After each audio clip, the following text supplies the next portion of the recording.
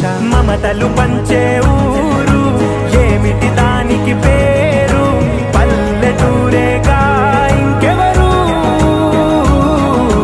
ప్రేమలు పుట్టిన ఊరు అనురాగానికి పేరు కాదనే వారే లేరెవరు మెల్లగా తెల్లారిందో ఎలా వెలుతురే తెచ్చేసిందో ఇలా పోసి నవ్వులతో మెరిసే పసిపాపల్లా చేదతో బావులలో గలగల చెరువులో బాతుల ఈతల కళ చేదుగా ఉన్న వేపను నమిలే వేళ చుట్ట పొగ మంచుల్లో